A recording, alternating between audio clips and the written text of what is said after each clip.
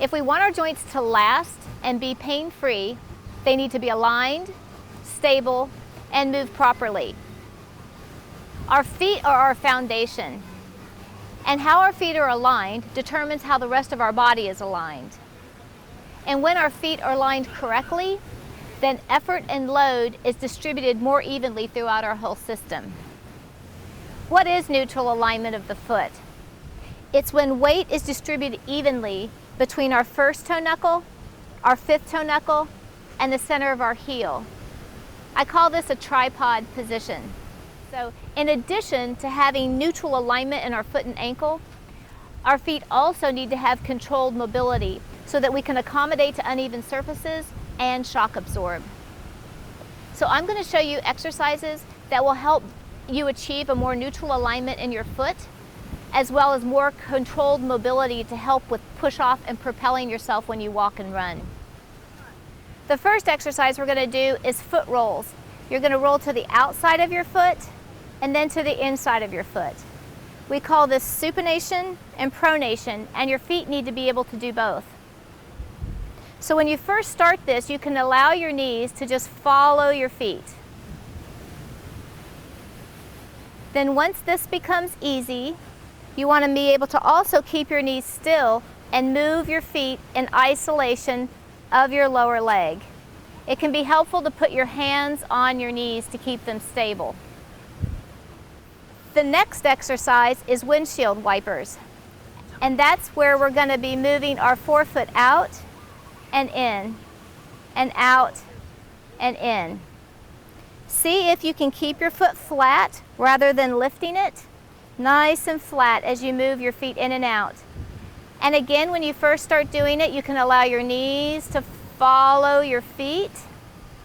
And once this becomes easy, you can keep your knees still and allow your feet to move independently. You can also use tubing to increase the challenge and further strengthen your ankle and foot in both directions. Another important movement that's important to be able to coordinate is being able to curl your toes down and lift your foot up and down with your toes curled. This helps to strengthen your anterior tib and prevent shin splints. Again, you can attach tubing to the top of your foot to create resistance to the movement. The next one is pivots, is being able to pivot on your forefoot and swing your heels together and apart, together and apart, together and apart.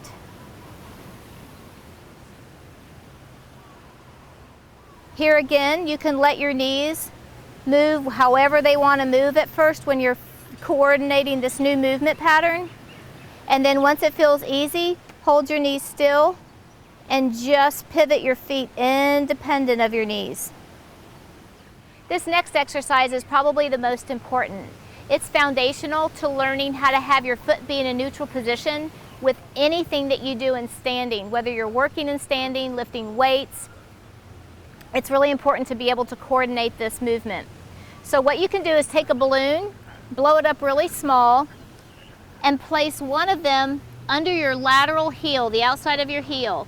And you're going to press down so that that balloon is squashed full of air. Then the second balloon you're going to place under your first toe knuckle right there. And what you want to be able to coordinate is the ability to push on this outside balloon and hold that pressure there while you squash the one under your first toe knuckle. This really begins to train your body to be able to hold your mid-tarsal joint in neutral when you push off. It's a really important exercise for biomechanics training. So you hold this real stable while you push down through your first toe knuckle base joint. Now we're going to start bringing our knees into the picture. And we want to see if we can hold this neutral position in our foot and ankle while we move sit to stand. So standing to sitting. So you want to make sure that your knee is angled over your first two toes and that it doesn't fall in like this as you stand up, or that it doesn't go out like this when you stand up. It's straight over your first 2 toes. So try that a few times.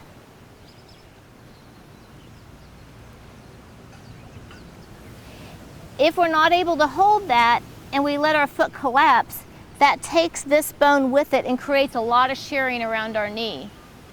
If we're unable to do this here, we will be unable to keep our leg in neutral when we run, walk, play tennis, any kind of sport whatsoever. So this is a really, really critical movement pattern to have become very easy for your body.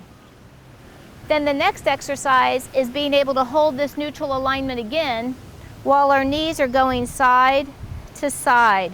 So you really watch closely to the amount of air in those balloons and make sure that that's able to stay consistent as opposed to rolling with your whole foot with your knees. We need to be able to be solid and grounded in our foot. This is really important for golfing too, to have the capacity to be able to stabilize our foot when our legs move above it. At first, if this is hard, go ahead and let your foot move with your knees, because this is a normal pattern too. But we need to also have the ability to keep that weight balanced through our foot, achieve that tripod position, and hold that as we move our legs side to side. The next one is actually knee circles. So being able to move your knees in a circle, again, while we're holding this neutral grounded alignment through our foot, and then going the opposite way. The next exercise is heel raises. So just come up on your tippy toes and notice where your feet align. For many of us, our feet will automatically sickle out like this. And as you can imagine, that's not a very powerful position to push off of when we run or walk. We really want our foot to be aligned here. So when we do heel raises, something that helps us to stay in that position is if you take a noodle and cut it and place it between your ankle bones. You can squeeze that to help you keep your arches lifted. You're actually maintaining that tripod neutral position that we talked about, and then come up on your tippy toes. If you think about how many times our heels lift when we walk a day, it's hundreds and hundreds and hundreds of reps. So we should all be able to do 100 of these without too much challenge in our bodies. So just gradually work up to it slowly. Once this is easy, you can further challenge yourself by taking a strap and slipping it above your knees. Adjust it so that your knees are hip width apart, and then you can put this back in. So the combination of being able to push out and squeeze in is really tricky for some people, but that's really important for our hip biomechanics, our knee biomechanics, as well as our foot and ankle. We need to be able to coordinate this. It helps us keep our knees stacked over our first 2 toes when we walk, when we run, when we climb stairs, when we unload the dishwasher. Anytime we step out, being able to coordinate pressing out and squeezing in helps our lower extremity biomechanics. So once that becomes easy for you, then just increase the challenge by standing. And do hold on to something, because while balance is important, it's not the priority. We're focusing on alignment and proper body mechanics. So it's okay to hold on for your balance so that you can get correct alignment. So here again, you're just going to come up onto your tippy toes, squeezing the noodle between your ankles and keeping your knees straight. And again, you should be able to get 3 sets of 30 of this exercise. And then once this becomes easy, then you're going to come up and sustain this height on both ankles and switch over to one foot, lock out that position, and lower slowly. So you come up with 2 and down with 1. Up with 2 and down with 1. Then once that's easy, then you'll just come up with 1 and lower on 1. And progress to where you can get 3 sets of 30 with good alignment through your foot and ankle. So this is a good time to re-emphasize something I said earlier, which is that wherever our feet goes, wherever our foot points, our knee needs to follow. So if we step this way, our knee needs to be here. If we step this way, our knee needs to be here, versus this, or versus this. That is too stressful on our knee joint.